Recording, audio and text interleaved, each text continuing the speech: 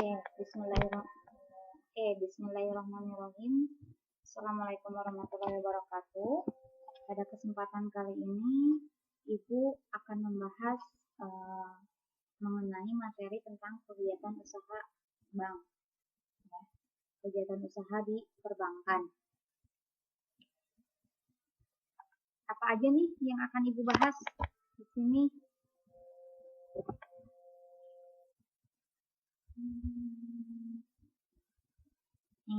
Kurang lebih yang akan Ibu bahas di sini itu ada kegiatan usaha bank umum, kegiatan BPR, kegiatan usaha pada bank syariah, dan kegiatan usaha bank lainnya, gitu ya. Selain kegiatan utama di perbankan. Oke. Sekarang bank umum pada dasarnya itu memiliki dua kegiatan utama, yaitu funding dan lending. Oke. Apa sih funding itu? Funding itu kegiatan mengumpulkan atau membeli dana, sedangkan lending yaitu kegiatan menyalurkan atau katanya itu menjual dana pada masyarakat. Jadi ketika ada misalnya nih suatu bank mengumpulkan dana, setelah dana itu ada lalu dijual lagi ke masyarakat. Itu kegiatan utama di bank, di perbankan ya. Nah, kita jelaskan lagi kegiatan rinciannya. Funding itu biasanya kegiatannya apa aja? Ada atau mungkin kalau di perbankan bisa sering disebut produk-produknya apa aja, produk fundingnya apa aja, produk lendingnya itu apa aja gitu ya. Nah, itu di funding sendiri ada simpanan giro, simpanan tabungan, dan simpanan deposito. Pada umumnya itu ada 3 jenis, yaitu ya giro, tabungan, dan deposito. Tapi meskipun ya setiap bank itu mempunyai namanya sendiri, namanya masing-masing itu pasti beda gitu ya. Misalnya ini bank A tabungan apa tabungan Simpedes, ada kan yang namanya Simpedes kan. Nah, terus ada misalnya yang namanya tuh tabunganku gitu ya. Cuma nama produk atau nama jenisnya, tapi bukan nama jenis, nama produknya gitu. Tapi jenisnya itu ada simpanan giro, simpanan tabungan, dan simpanan deposito. Nanti juga sebenarnya ada bab khusus untuk membahas ini ya. Ibu bahas sekilas aja. Untuk simpanan giro, simpanan demand deposit itu sebentar ya. Jadi kalau simpanan giro itu simpanan pada bank, di mana penarikannya itu biasanya cuma bisa lewat cek dan biliet giro gitu, tidak bisa melalui ATM seperti simpanan lainnya gitu ya. Jadi setiap orang yang memegang atau membuka rekening giro itu nanti dikasih satu buku, itu kumpulan cek atau kumpulan giro. Terus yang kedua simpanan tabungan,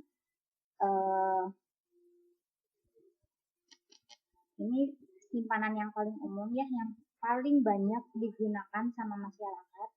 Itu tuh simpanan pada bank yang penarikannya sesuai dengan persyaratan yang ditetapkan oleh bank. Misalnya minimal maksimalnya itu lebih ke sana ya, maksudnya ditetapkan oleh bank.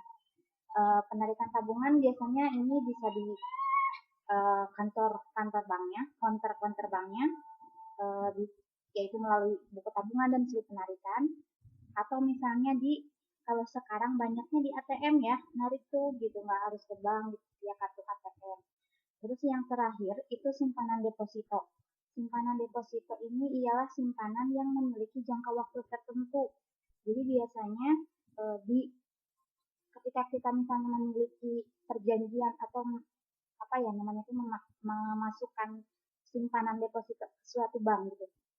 Biasanya jangka waktunya ada 1 bulan, 3 bulan, 6 bulan, sampai 1 tahun. Itu jangka waktunya kalau untuk simpanan deposito.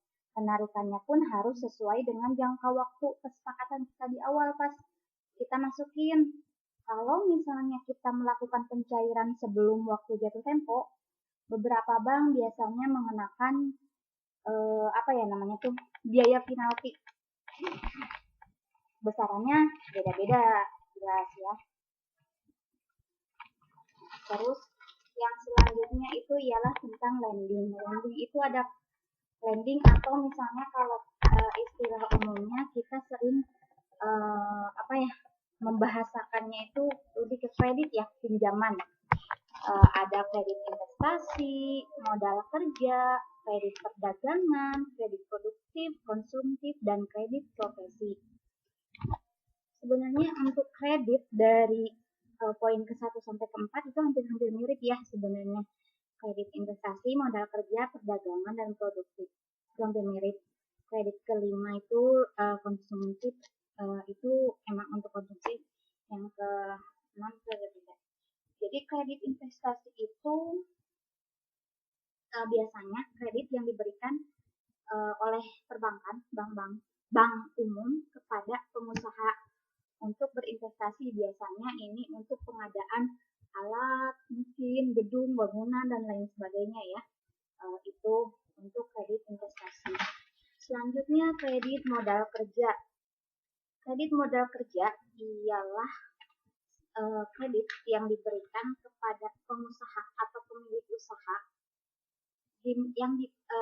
untuk mereka pergunakan sebagai modal usaha. Biasanya ini untuk pengadaan bahan baku, untuk penggajian karyawan. Biasanya kan dalam suatu perusahaan tidak selalu mulus lah ya untuk terkait cash flow dan lain sebagainya. Jadi mereka mencari pendanaan ke bank dengan meminjam kredit modal kerja. Jangka waktunya itu biasanya kredit modal kerja ini tidak lebih dari 1 tahun. Jadi pasti 1 tahun. Kalaupun harus jangka waktunya pasti 1 tahun. Kalau belum bisa bayar paling perpanjang. Gitu aja sih kalau kredit modal kerja. Untuk yang ketiga itu kredit perdagangan.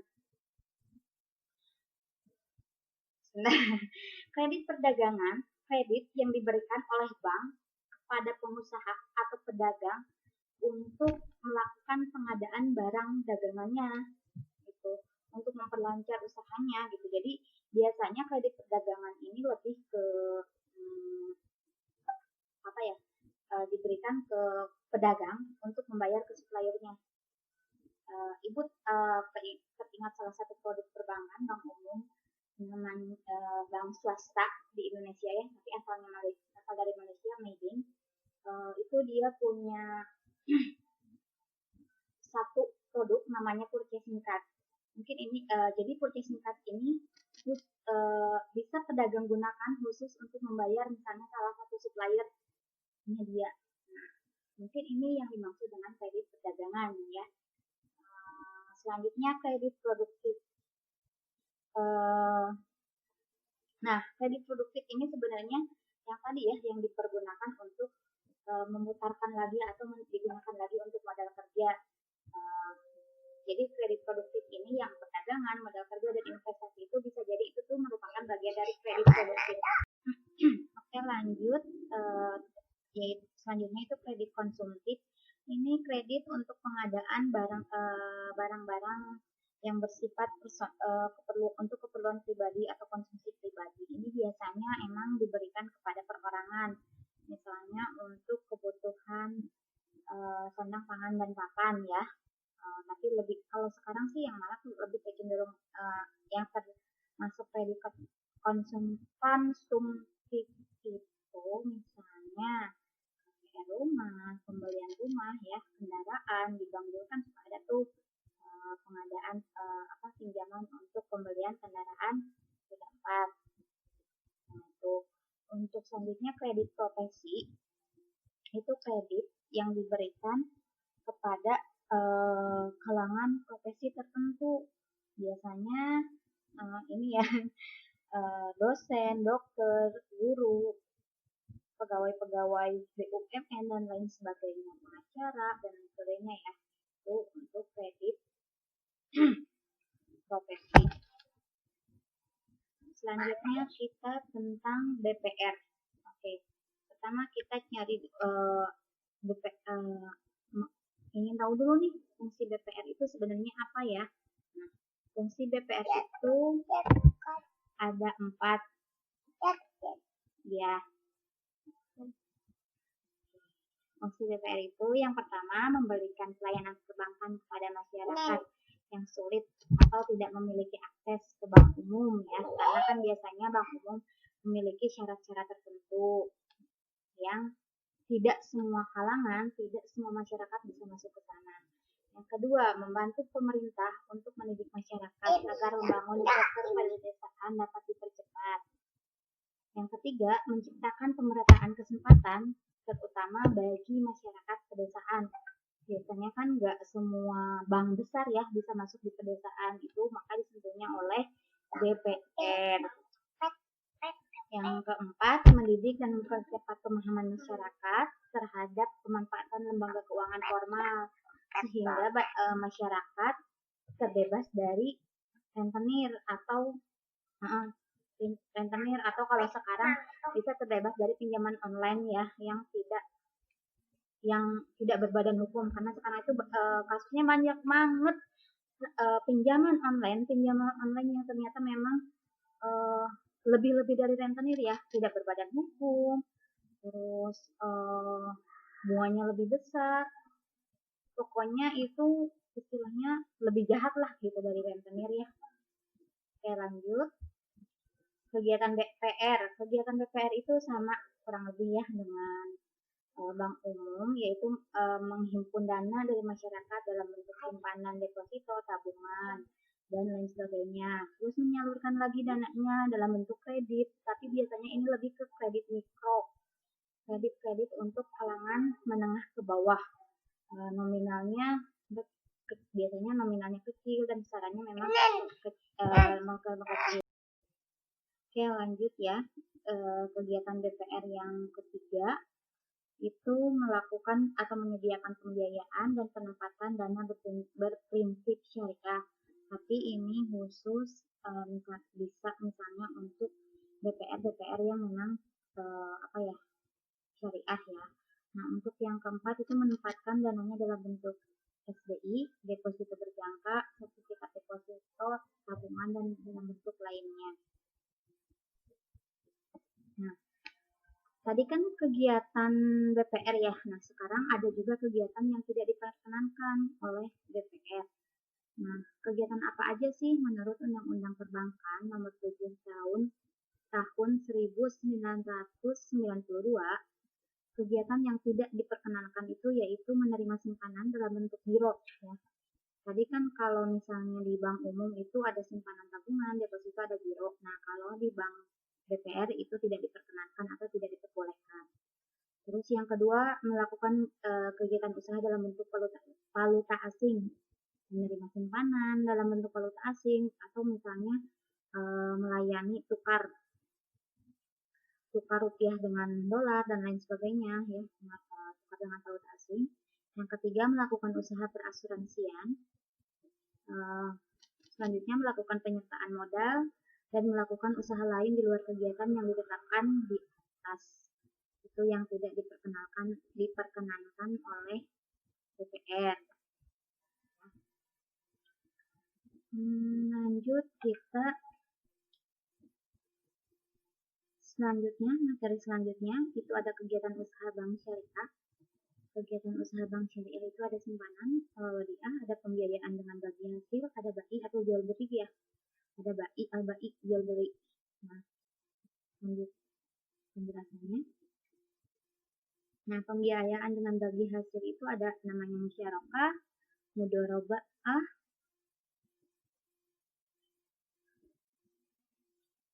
dan musako.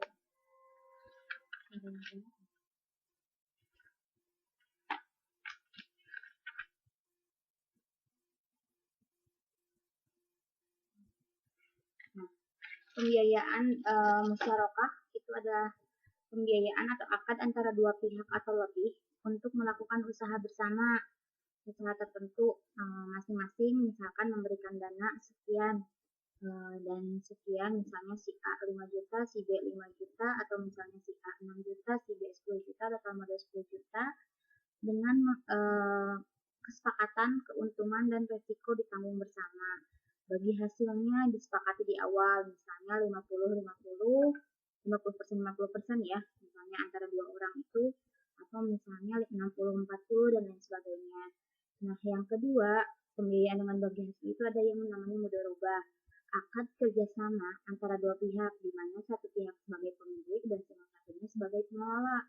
Jadi kalau misalnya pada musyarakah tadi sama-sama misalnya menyertakan modal, kalau di mudharabah ini yang satu punya uang, punya modal, yang satu punya tenaga, biasanya seperti itu.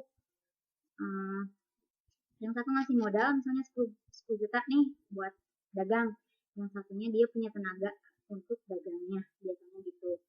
Nah, bagi hasilnya ditentukan bersama, misalnya pemilik modal berapa, yang pengelola berapa. Untuk kerugiannya itu biasanya kalau kerugian berupa istilahnya mah gini ya, kalau kerugiannya jadi sama-sama ditanggung bersama, termasuk bagi pemilik modal gitu. Kerugian ditanggung karena kecuali karena misalnya ada kelalaian dari pengelolanya yang menyebabkan kerugian, itu beda lagi cerita ya. Nah, yang ketiga itu al-muzara'ah, kerjasama pengolahan pertanian antara pemilik lahan dan penggarap. Yang keempat musakoh, itu masih bagian dari muzara'ah, yaitu penggarap, di mana penggarap hanya bertanggung jawab atas penyiraman dan pemeliharaan dengan menggunakan dana dan peralatan mereka sendiri. Itu dari pembiayaan dengan bagi hasil. Selanjutnya ada yang dinamakan bagi ya, jual bagi atau jual beli. Bai yang pertama itu ada bai al-murabahah, kegiatan jual beli pada harga pokok dengan tambahan keuntungan yang disepakati bersama. Biasanya di sini sih penjual terlebih dahulu harus masih tahu atau memberitahukan harga pokoknya berapa bagi hasil yang dia inginkannya berapa. Kalau misalnya kaitannya di bank syariah sendiri, murabahah itu, bai al-murabahah itu yaitu perjanjian yang disepakati antara bank syariah dan nasabah, di mana bank menyediakan pembiayaan untuk pembelian misalnya bahan baku, modal kerja dan lain sebagainya, yang akan dibayar kembali oleh nasabah sebesar harga jual bank pada waktu yang ditetapkan. Gitu. Terus ada bayar salam, pembelian barang, yaitu perjanjian pembelian barang barangnya dikeserahkan kemudian hari, tapi pembayarannya di muka. Itu namanya bayar salam.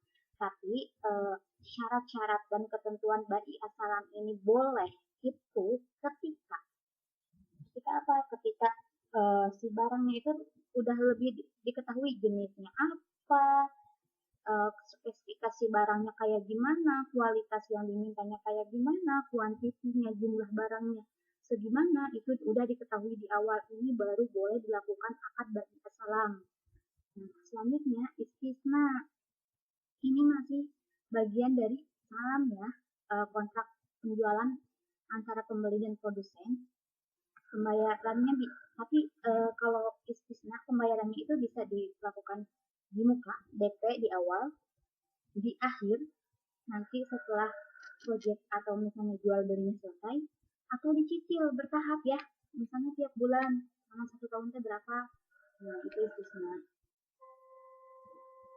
Lanjut, di bank syariah sendiri ada kegiatan apa lagi? Iya, ada ijaroh, wakalah, kapalah, hawalah, dan rahan. Nah, ijaroh sendiri itu pemindahan hak guna atau leasing. Kalau di istilah di kitanya ya sering dengarnya itu lebih ke leasing. Pemindahan hak guna atau jasa melalui pembayaran upah sewa. Tanpa diikuti dengan pemindahan kepemilikan. Ijaroh. Kalau wakalah, penyerahan atau pendelegasian pemberian mandat dari satu pihak ke pihak lain. Kalau kafalah itu jaminan yang diberikan penanggung pada pihak ketiga untuk memenuhi kewajiban pihak kedua atau yang ditanggung. Ini disebut juga pengalihan tanggung jawab ya dari satu pihak kepada pihak lain. Kalau misalnya di dunia perbankan berarti istilahnya tuh kayak pembiayaan dengan jaminannya tuh orang lain gitu, seseorang orang lain lagi gitu ya. Terus yang selanjutnya yang ketiga ya, hawalah, pengalihan utang dari orang yang berutang kepada orang lain yang wajib menanggungnya, atau dengan kata lain pemindahan beban utang dari satu pihak kepada pihak lain. Ada yang udah tahu anjak piutang?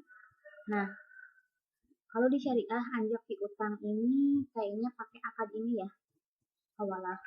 Nah, terus yang terakhir itu ran atau gadai, kegiatan menahan salah satu harta milik si peminjam sebagai jaminan atas pinjaman yang diterimanya. Ini salah satu bank syariah terbesar ya di Indonesia kan memiliki produk ini, gadai emas syariah. Di Pegadaian juga bisa. Ini akadnya ran. Ya lanjut. Nah, kegiatan selain itu kan kegiatan-kegiatan utama tadi dari bank umum ya, funding, lending gitu, BPR kurang lebih sama, tapi ada beberapa hal yang tidak diperkenankan dilakukan oleh BPR tapi diperkenankan oleh bank umum. Nah, selain itu bank itu memiliki kegiatan jasa bank lainnya.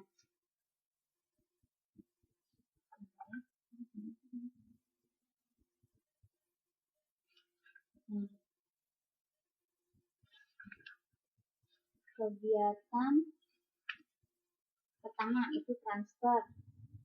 Transfer itu kegiatan mengirimkan dana dari satu rekening ke rekening lain, pemindahan dana dari rekening satu ke rekening lain. Ini bisa online ya kalau saat ini. Biasanya sih kalau beda banknya itu dikenakan biaya. Terus yang selanjutnya clearing, jasa penyelesaian, penagihan cek atau biaya giro melalui bank.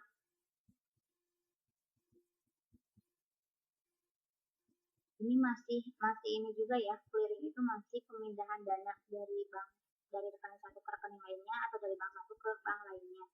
Ini masih terkait dengan clearing and pemindahan. Terus yang selanjutnya inkaso. Inkaso itu proses penagihan kegiatan jasa bank melakukan amanat pihak ketiga dalam bentuk penagihan kepada seseorang atau badan tertentu di kota lain yang ditunjuk oleh pihak pemberi amanat, itu inkaso ya. Terus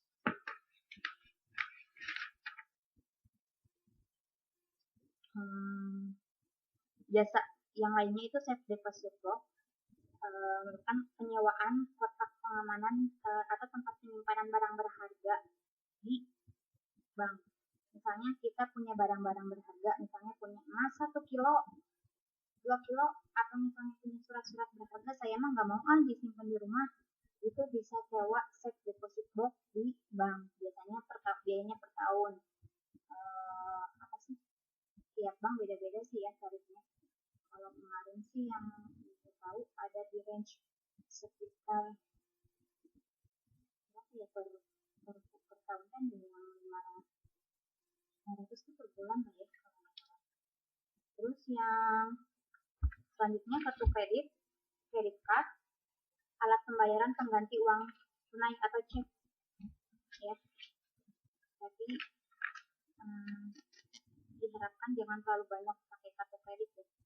Terus yang ke-6 selanjutnya jasa penukaran valuta asing atau jasa penukaran dengan mata uang asing. Itu di bank biasanya ada, misalnya kita mau pergi ke luar negeri atau misalnya mau umroh, mau haji, biasanya kita bisa nukerin dulu uangnya karena khawatir bisa ngerekod. Ini bisa via perbankan atau bisa money changer, tapi di perbankan juga ini ada jasa penukaran valuta asing. Terus yang selanjutnya bank garansi adalah jaminan yang diberikan bank pada nasabah untuk memenuhi suatu kewajiban apabila di kemudian hari pihak terjamin ternyata tidak memenuhi suatu kewajiban kepada pihak lain sesuai perjanjian. Itu dengan bank garansi. Terus letter of credit itu jasa bank yang diberikan kepada masyarakat untuk memperlancar pelayanan arus barang, baik arus barang dalam negeri ataupun arus barang ke luar negeri ekspor impor. Itu letter of credit. Nah, yang terakhir cek wisata atau traveler check yang biasa digunakan oleh wisatawan, cek perjalanan yang biasa digunakan oleh wisatawan sebagai alat pembayaran di berbagai tempat pembelanjaan atau hiburan seperti hotel dan supermarket. Sekian ya materi mengenai kegiatan usaha bank dan lainnya. Ibu harap kalian masih dengan maksudnya dengan adanya pemaparan materi ini tuh masih ingin banyak tahu, masih ingin banyak hal-hal yang ingin dikorek lagi, diketahui lagi, bisa sekarang pergunakan bisa di media sosial, bisa di Google dan lain sebagainya, udah banyak yang membahas mengenai ini, bisa dicari-cari lagi, di-searching lagi, dibaca-baca lagi ya, mau dari buku, dari media sosial, dari internet, Google ya khususnya gitu di Google. Ketika cari kegiatan usaha bank syariah, DPR dan lain sebagainya udah banyak. Mudah-mudahan kalian masih merasa lapar, masih merasa ingin tahu, masih merasa haus. Jadi kalian cari-cari lagi infonya. Untuk pemaparan dari Ibu sekian. Kalau misalnya ada yang pengen ditanyakan, bisa tanyakan langsung di Japri, bisa di grup. Ya, wabillahi taufiq wal hidayah. Wassalamualaikum warahmatullahi wabarakatuh.